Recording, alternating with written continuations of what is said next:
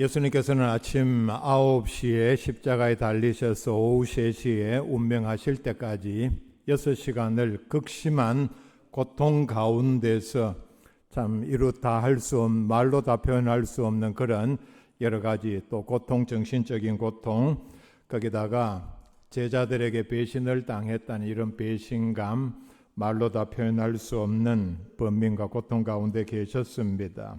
그런데 예수님께서 십자가상에 달려 계실, 그리고 육신의 숨이 끊어지기 전까지 예수님께서 십자가상에서 7마디 말씀을 하신 내용들이 있는데, 그 내용들을 살펴보면은 예수님께서는 정신이 온전하셨고, 그래서 밑에서 일어나는 많은 일들에 대하여 다 보고 계셨고 인지를 하셨습니다. 6시간 동안 긴 시간에 십자가 밑에서는 많은 사람들이 있었고, 우리가 보기에도 복음서에 기록된 내용만 보면은 엄청난 많은 말들, 또 이런 행동이 오고 갔습니다. 그런데 제가 오늘 복음서를 중심해서 십자가 밑에서 4부류의 사람들이 있었고, 이들이 각각 하는 말 또는 행동을 통해서 바로 우리의 믿음을 점검해 볼 수 있는 귀한 계기가 될 수 있기를 바랍니다. 4부류의 사람들이라고 했는데, 사실은 오늘날 교회 안에 그리스도인들을 이렇게 4부류로 나눌 수 있습니다. 첫째는 예수님의 옷을 나누는 로마 군인들입니다. 23절에 이렇게 말씀을 합니다. 군인들이 예수를 십자가에 못 박고 그의 옷을 취하여 4기시에 나누어 각각 한 기씩 얻고 속옷도 취하니 이 속옷은 호지 아니하고 위에서부터 통으로 짠 것이라. 자, 23절 말씀을 보면은 로마 군인은 그 당시에 4명이 한조가 되어서 거의 모든 근무를 다 했고, 또 십자가 처형을 하는 일도 로마 정부가 보낸 총독이 주관하는 아래에서 로마 군인들이 집행을 했다, 이렇게 설명을 합니다. 그런데 이들은 어떻게 했습니까? 예수님을 십자가에 못 박자마자 그들의 공식적인 업무는 이제 다 끝나고 바로 그들이 마음속에 품고 있었던 사형수의 옷을 이제 나누어 가진 일이었습니다. 4명이 한조가 되었고 일반 사병으로 보입니다. 복음서 전체를 종합하면은 이 일을 총괄하는 백부장, 요즘 말로 중대장이 이렇게 이 일을 감독하고 지휘를 한 것으로 보입니다. 백부장은 이 일에 관여를 하지 아니하고 4명의 군인들은 예수님을 십자가에 못 박자 말자 바로 예수님에게서 벗긴 옷을 나누는 광경을 설명을 합니다. 이들은 보면은 자기네들이 처음부터 그렇게 매질을 하고 피를 흘리게 만들고 조롱을 하고 이제 이 자리에서 십자가에 못을 박은 예수님의 이 죽음이 어떤 의미가 있는지, 자기네들이 처음부터 온갖 육체적인 고통을 또 정신적인 고통을 다 가한 이 사람이 지금 어떤 고통, 어떤 감정 가운데 있는지는 전혀 신경도 쓰지 아니하고 관심도 전혀 기울이지를 않습니다. 예수님의 이 고통에 대해서는 자기네들이 그렇게 못을 박아 놓고도 여기에 대한 불쌍하다, 참 어쩌면 좋으냐, 우리는 뭐 법에 의해서 명령에 따라서 일을 하지만은 너무나도 참 힘들겠다, 고통스럽다, 이런 동정심은 전혀 없습니다. 이들의 마음이 뭡니까?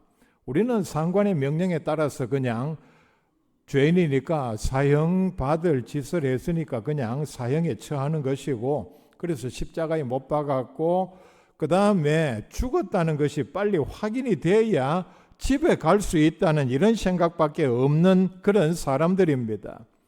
그리고 그 당시에는 옷이 매우 귀한 때입니다. 지금 이 말을 하면은 도무지 이해할 수 없지만은 외지에서, 아주 외딴 곳에서 어떤 죽은 사람을 발견하면은 제일 먼저 하는 일이 옷을 벗겨 가는 일이었습니다.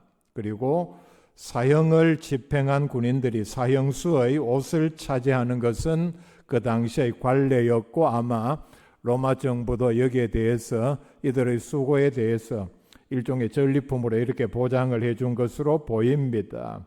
그래서 이들은 사람을 이렇게 처형을 하면은 자연히 다 벌거벗겨서 십자가에 달기 때문에 옷은 남게 되고 매우 귀한 것이었기 때문에 나누어 가지는 그런 관례가 있었던 것으로 보입니다. 그래서 번갈아 가면서 했던 아니면 전담팀이 있었던 사형수를 이렇게 십자가에 못 박는 일은 로마 군인들에게 있어서 매우 인기 있는 보직이었습니다. 그래서 많은 군인들이 이 일을 하기를 원했고 그들에게는 사람을 많이 이렇게 십자가에 못 박을수록 이익이 되는 그런 구조였습니다. 겉옷은 내 깃이라고 했습니다. 4명의 군인들이 이 일을 집행을 했으니까 하나씩 나누어 가지는 데는 전혀 문제가 없었습니다. 문제는 겉옷을 벗겨보니 예수님께서 속옷을 입고 있었는데 위에서부터 아마 거의 무릎까지 내려오는 통으로 짠 옷이었습니다.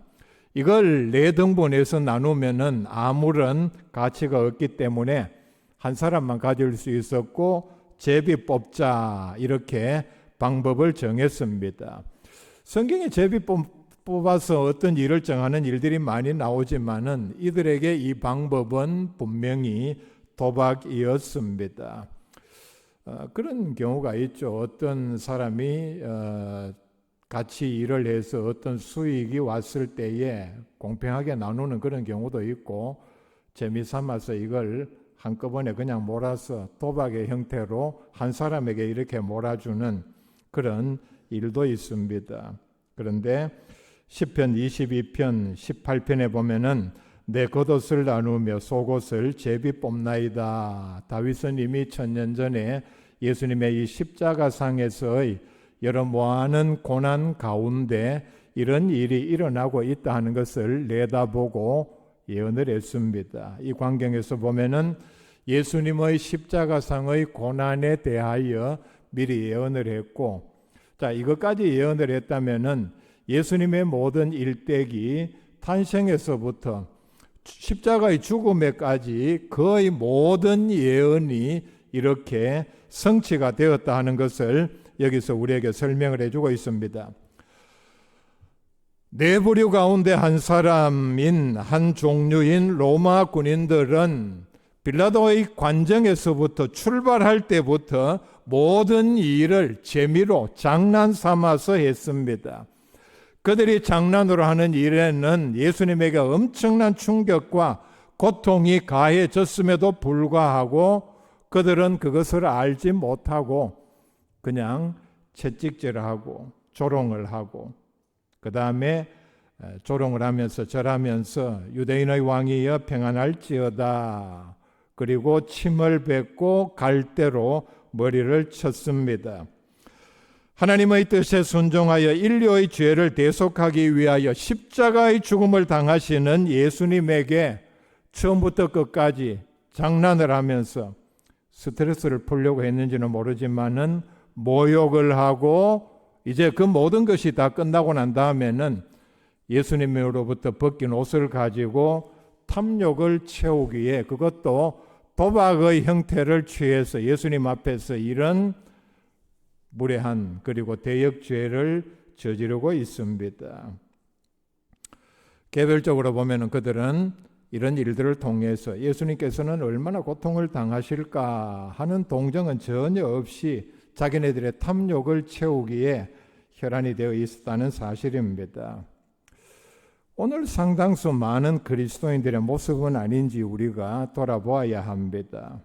예수님의 고난, 십자가의 의미, 예수님께서 마지막 십자가를 지시고 가시면서 뒤에서 따라오면서 울며 가슴을 치는 많은 여인들을 보고 나를 위해 울지 말고 너희와 너희 자녀들을 위하여 울라는 예수님의 이런 뜻에는 전혀 관심이 없이 오직 탐욕을 채우기에 그리고 즐기기에 혈안이 된 사람들이 일부 그리스도인은 아닌지 돌아보아야 합니다. 두 번째는 경건하다고 자부하는 유대인들입니다. 세분을 하자면은 대제사장, 바리새인, 서기관, 장로들입니다. 자, 경건하다는 유대인들의 속으로는 이렇게 모든 면에서 예수님의 지적대로 회칠한 무덤처럼 썩어 있으면서 겉으로는 거룩한 채 하는 위선입니다. 이들은 겉으로는 얼마나 경건한 척 했습니까? 자, 바로 앞에 나오는 18장 28절에 이렇게 말씀을 합니다. 그들이 예수를 가야바에게서 관정으로 끌고 가니 새벽이라. 그들은 더럽힘을 받지 아니하고 유월절 잔치를 먹고자 하여 관정에 들어가지 아니하니라 말씀을 하고 있습니다. 예수님을 죽이는, 그리고 이들은 고소하는 역할을 맡았기 때문에 계속해서 재판정마다 따라다니면서 십자가에 못 박아야 한다, 십자가에 못 박으라 이렇게 주장을 하고, 어떤 경우에는 간청을 하고, 거의 마지막 단계에는 빌라도에게 협박을 하는 모습까지 보여주었습니다. 자, 제가 읽어드린 이 말씀 28절을 보면은 관정으로 끌고 갔다. 관정은 바로 로마 총독 빌라도가 집무하는 관청입니다. 분명히 여기는 이방인의 집입니다. 왜냐하면 빌라도는 로마 정부가 파송한 이방인이기 때문입니다. 이들은 어떻게 생각을 했는가 하면은 이방인의 집에 들어가면은 이방인과 접촉을 하고 그러면은 우리는 율법적으로 부정해진다. 이것은 정통 유대인들이 그 당시 가진 관습이었습니다. 그렇다면은 곧 우리는 유월절 만찬을 먹어야 하는데 이런 부정한 몸으로는 유월절 만찬에 참여할 수 없다. 참 어처구니 없는, 말도 되지 않는 생각이죠.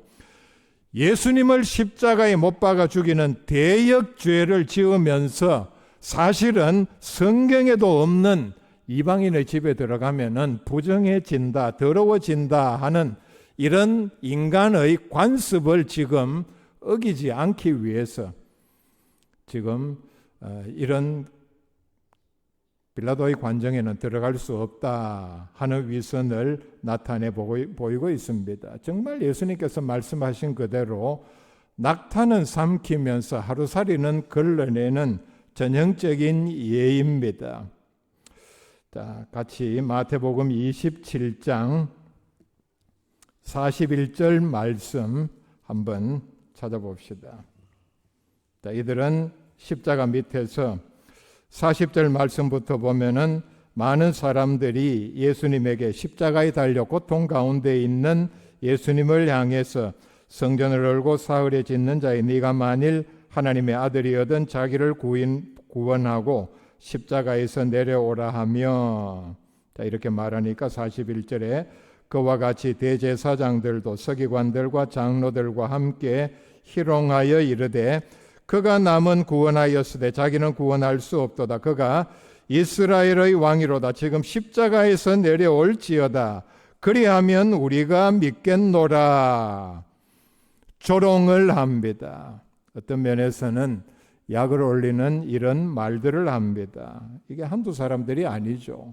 모든 경건하다고 자처하는 정통 유대인들이 지금 극심한 고통 가운데 있는 예수님을 향해서 십자가에 달려있는 예수님을 올려다보면서 이렇게 조롱을 하고 있습니다. 지금 십자가에서 내려올지어다. 예수님께서 이 땅에 오셔서 우리의 대속을 위한 마지막 제사를 완성하는 십자가에 달려있는 바로 이 목적 때문에 오셨는데 지금 내려오라. 바로 예수님의 우리 인류의 구원 사역을 방해하려는 계획이 이 주장 속에는, 이 조롱 속에는 분명히 감춰져 있습니다. 예수님의 대속의 사역을 방해하는 일은 예수님의 공생의 첫 시간부터 이 마지막 순간까지 마귀가 해야 할 가장 중요한 일입니다. 마귀는 처음부터 예수님의 이 구원 사역을 방해하기 위해서 광야에서 40일 금식 기도를 마치자마자 찾아오셔서 자기에게 절하라 이런 식으로 또 성전 꼭대기에서 뛰어내리라 하나님을 시험하게 하고 스스로 구원자임을 부인하게 하려는 그런 유혹을 했습니다. 마귀의 시험이 얼마나 집요하고 교묘한가를 보면은 이들은 대제사장, 서기관, 바리새인, 장로들이라고 했습니다. 가장 경건하다고 하는, 그리고 가장 성경을 잘 안다고 하는 사람을 통해서 예수님의 십자가 그 대속의 사역을 완수하지 못하게 이렇게 마지막까지 방해를 하고 있습니다. 자, 여러분, 사실 굉장히 중요하게 이런 부류의 사람을 오늘날 교회 안에서도 찾아볼 수 있습니다. 교회 안에서 믿는다고 하면서 하나님의 일을 방해하고 교회의 거룩함 그리고 하나됨을 방해하는, 무너뜨리려고 하는 사람들이 바로 이런 사람들입니다. 늘 우리는 바로 이런 면에서 우리 자신을 점검하고 주의를 기울여야 합니다. 세 번째 부류는 도망간 제자들입니다. 스승인 예수님께서 무기력하게 잡히시고 십자가에 달리시자 제자들 가운데 오늘 말씀에 나오는 요한 외에는 모두 다 도망을 쳤습니다. 베드로는 어떠했습니까? 마태복음 26장 33절에 예수님에게 이렇게 큰 소리를 쳤습니다. 모두 주를 버릴지라도 나는 결코 버리지 아니하겠나이다. 그 뒤에 나오는 말에 보면은 내가 주와 함께 죽을지언정 주를 부인하지 않겠나이다 하고 모든 제자들도 그와 같이 말하니라 말씀을 합니다. 죽어도 나는 예수님을 버리지 않는다. 이거는 베드로만 한 말이 아닙니다. 모든 제자들이 한꺼번에 다 같이 말을 했습니다. 자, 그런데 베드로는 어땠습니까? 이렇게 큰 소리 쳤지만은 그가 한 일이라고는 예수님께서 체포되고 6차례나 끌려다니면서 재판을 받는 과정에서 어떻게 되나 결말을 보려고 멀찍이 따라가서 대제사장의 하인들과 함께 앉아서 나는 예수님의 제자가 아니다 부인을 하고 불을 쬐은 게 전부입니다. 그 시간에 예수님께서는 거의 사형 판결이 확정되어 가는 그런 과정에서 춥다고 불을 쬐일 참 그 멘탈이 놀랍습니다. 도망간 제자들의 생각이 뭡니까? 예수님께서 저렇게 무기력하게 비참하게 죽으시는데 잘못하다가는 나도 저렇게 죽는다는 생각에서 도망을 갖고 무서워서 숨어 있었습니다. 마태복음 26장 56절에 보면은 분명히 이에 제자들이 다 예수를 버리고 도망하니라 말씀을 합니다. 바로 오늘 우리의 모습이지 않습니까? 평안할 때는 교회에 사람들이 몰립니다. 다 믿음이 좋고 믿음 생활 잘하는 것처럼 보입니다. 그런데 교회에 위기가 찾아오고 그것이 바로 자기 자신에게 부담이 되고 박해가 오면은 교회를 떠나고 도망을 가고 숨어버립니다. 가장 마지막까지 십자가 밑에서 죽음을 각오하고 예수님 곁을 지켜야 했던 제자들이 이런 모습을 보인 데 대해서 우리는 바로 이 사실에 경각심을 가져야 합니다. 네 번째는 십자가 곁에 여인들입니다. 자, 오늘 읽은 말씀 25절 가운데 보면은 분명히 십자가 곁에 여인들이 4명이 있었다. 분명히 말씀을 합니다. 십자가가 세워진 자리가 조금은 넓었을 것입니다. 모든 사람들이 십자가 곁에 있지는 않겠죠. 조금 멀리 떨어진 사람도 있었고 아마 이때는 거의 예수님의 그 고통 마지막 단계인 것으로 보입니다. 아마 로마 군인들의 허락을 받아서 가까이까지 간 것으로 보입니다. 자, 세 번째 앞에 대조가 뭡니까? 도망간 제자들이죠. 남자들인 예수님의 제자들은 요한 외에는 다 도망을 쳤습니다.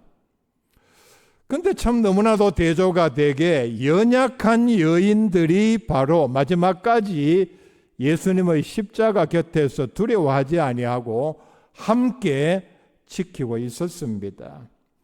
이들은 누구냐? 마태복음 27장 55절에 보면은 예수를 섬기며 갈릴리에서부터 따라온 많은 여자가 거기 있어 멀리서 바라보고 있으니 라고 말씀을 합니다. 자, 이 말씀에 보면은 두드러진 이들의 행동이 두 가지로 나타납니다. 이전부터 예수를 섬기며 믿는다는 더 적극적인 표현입니다. 처음부터 예수님을 믿고 섬긴 사람들입니다. 그리고 여기서만 따른 것이 아니라 갈릴리에서부터 따라온 많은 여자가 거기 있었다 말씀을 합니다. 이들은 예수님을 오래전부터 믿고 섬기며 따르는 사람들입니다. 요즘 SNS에 어떤 사람이 글을 올리면은 보고 또 뭐 좋아요를 누르고 이런 사람들을 팔로워라고 하죠. 따르는 사람이라는 뜻입니다. 바로 오늘 여기 이 말씀에 나오는 이 여인들이 진정한 의미에서 예수님의 팔로워들입니다. 예수님을 따르는 사람들입니다. 이들은 이렇게 예수님을 오래전부터 섬기면서 갈릴리에서부터 여기까지 따라온 예수님의 진정한 제자들입니다. 팔로워가 많다. 어떤 사람은 뭐 몇만 명이 된다, 수십만 명이 된다. 그런 사람들 예수 믿지 않는 입장에서 봐도 따를 만한 가치가 있는 사람들입니까? 그 사람들이 올린 글을 보고 유튜브에 올린 내용을 보고 다 듣고 찾아서 보고 여러분 예수를 믿는다고 하면서 누구를 따릅니까? 누구의 말을 그렇게 성경 말씀처럼 소중히 여기고 늘 찾아서 보고 챙기고 그럴 만한 가치가 있는지 우리가 진정한 의미에서 돌아보아야 합니다. 우리가 끝까지 따라야 할 분은 오직 예수님 한 분이십니다. 바로 이들은 예수님을 믿고 사랑하기 때문에 예수님을 여기까지 따라왔고 마지막 순간에 제자들은 다 도망을 쳤지만은 십자가 가까이서 예수님을 지켰습니다. 예수님의 시체를 안치한 다음에 누가복음 23장 55절 이하에 보면은 갈릴리에서 예수와 함께 온 여자들이 뒤를 따라 그 무덤과 그의 시체를 어떻게 누웠는지를 보고 돌아가 향품과 향유를 준비하더라. 예수님의 육신에 숨이 붙어 있을 때까지만 가까이서 지킨 것이 아닙니다. 무덤을 확인하고 어떻게 누웠는가, 그리고 장례를 위해서 향품과 향유를 준비했다. 그리고 향품을 가지고 무덤을 찾아갔다가 부활의 첫 목격자가 되었습니다. 이들을 마태복음 28장 1절에 보면은 막달라 마리아와 다른 마리아라고 말씀을 했습니다. 다른 마리아는 바로 오늘 말씀에 나오는 글로바의 아내를 가리킵니다.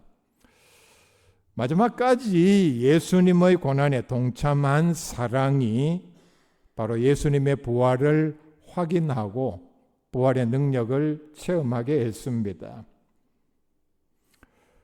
네 부류의 사람이 있었고 모든 그리스도인들에게 오늘들 다 해당이 된다. 각각 적용이 된다 그렇게 말씀을 드렸죠. 내가 만약에 그 당시에 그 자리에 있었다면 나는 어떤 부류의 사람일 것 같습니까?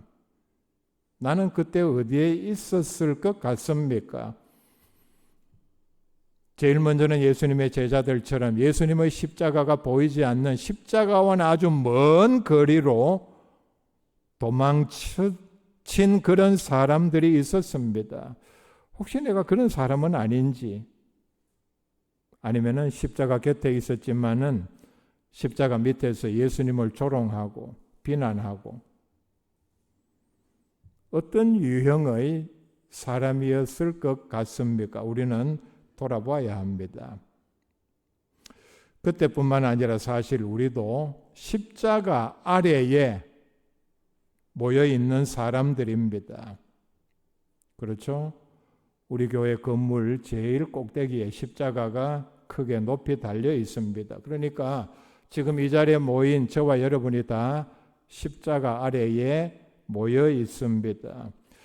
같은 십자가 아래에 있지만은 예수님께서 달리신 십자가 아래에 있는 그런 사람들처럼 믿음과 또 예수님을 대하는 태도는 천차만별이 아닌가 우리가 돌아보아야 합니다. 우리는 고난주간뿐만 아니라 우리의 모든 믿음의 여정 가운데 하나님 앞에 설 때까지 내 믿음에 십자가가 뜻하는 희생과 순종이 얼마만큼 자리 잡고 있는지, 지금은 분명히 세속화 시대는 지났고 그리스도인들 안에서 말입니다. 그리고 완전히 타락한 시대로 접어들었습니다. 이게 증거가 뭐냐 하면은 희생과 회개가 없는 값싼 복음 그리고 값싼 은혜가 교회 안에서 심지어 강단에서 외쳐지는 설교를 통해서 넘쳐나는 그런 때가 아닌지 돌아보아야 합니다.